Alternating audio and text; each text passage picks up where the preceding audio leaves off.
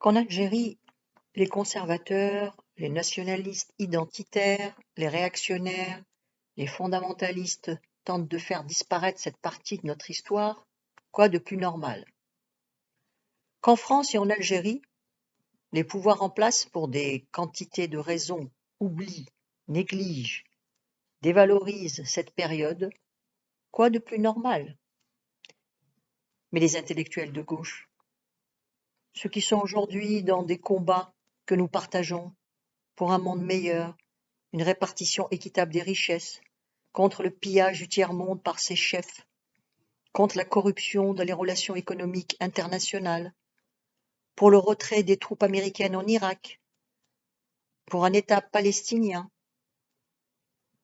Les retrouver dans de telles alliances, est-ce pensable?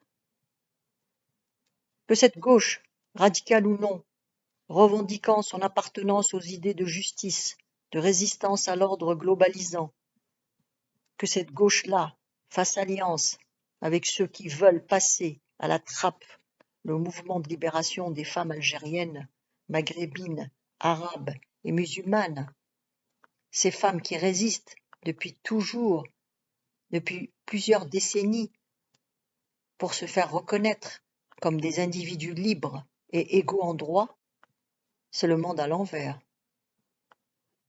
Est-ce pensable? Il est urgent que vous, mes amis d'hier, vous vous dégagiez de ce sentiment de culpabilité et que vous retrouviez la liberté de jugement que vous aviez si bien exercée contre ceux de votre camp, pour le bien de ce camp et pour son honneur. Hier, vous étiez aussi peu nombreux que nous aujourd'hui à défendre les idées de liberté et d'égalité.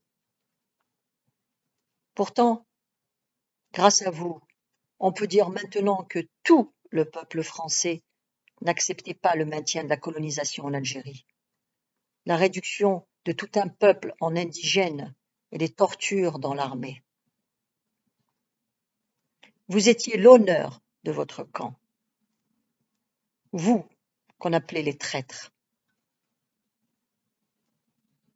Ne vous trompez pas.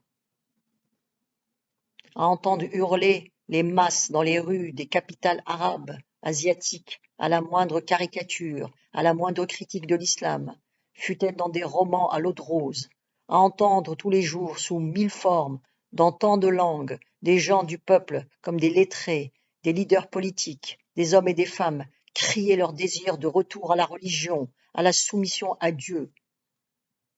On pourrait croire à une nécessité naturelle, génétique, pensent les racistes, si nous n'étions pas là pour dire le contraire.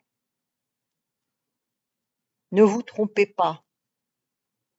Il est temps que vous compreniez que nous essayons de faire ce travail difficile que vous avez mené en votre temps. Vous nous rendez la tâche difficile. Votre déni culturaliste fait peser encore plus lourdement sur nous le sexisme violent de la morale arabo-islamique. Mais ne vous trompez pas. Comme vous hier, nous aujourd'hui, femmes et hommes féministes, démocrates, libres penseurs, nous sommes l'honneur de nos peuples, aussi désemparés et faibles que Taslima Nesrine, la Bangladaise, aussi poursuivie par la justice, la police et les foules en furie de nos pays que Nawal El-Saadawi, l'égyptienne. Nawal, la pionnière du féminisme moderne arabe, qui dénonça les mutilations sexuelles et autres violences faites aux femmes musulmanes il y a plus de 40 ans. Elle porte comme un drapeau, contre vents et marées, la crinière blanche de ses cheveux. La grande dame solitaire et désespérément libre au milieu des femmes, des jeunes filles et des petites filles de son pays, voilées et soumises. Le long sanglot de l'homme blanc. Mais Le plus difficile à combattre n'est pas le sentiment de culpabilité des enfants de l'Empire. Mêlé à la peur d'être taxés de racistes, qui pousse certains intellectuels occidentaux à tant de complaisance pour les discours culturalistes, je vois une difficulté plus grande encore: le désenchantement européen. Au cœur des plus grandes aventures, et c'est ce qui font leur prix, l'homme est à la recherche du bonheur. Pendant que les empires s'écroulaient, l'européocentrisme s'est fracassé au miroir de Narcisse. Le fils du dieu du fleuve Céphise est prêt à suivre cet autre qui le fascine pour oublier son visage vieilli et triste. L'occidentalisme est un vêtement usé dont certains rêvent de se débarrasser. C'est dans une nudité salvatrice qu'ils veulent se perdre dans l'immensité du monde.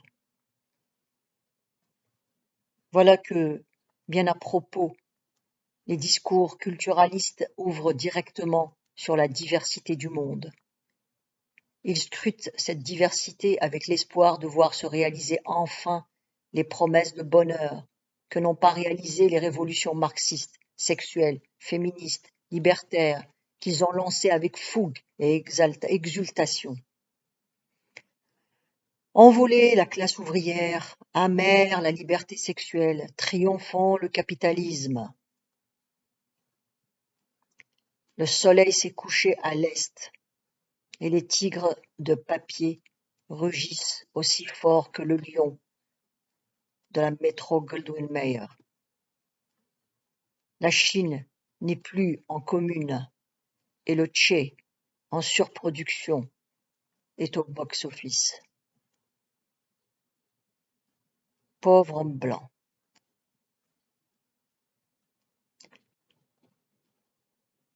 Si cet audio vous intéresse, merci de liker et de vous abonner. À bientôt.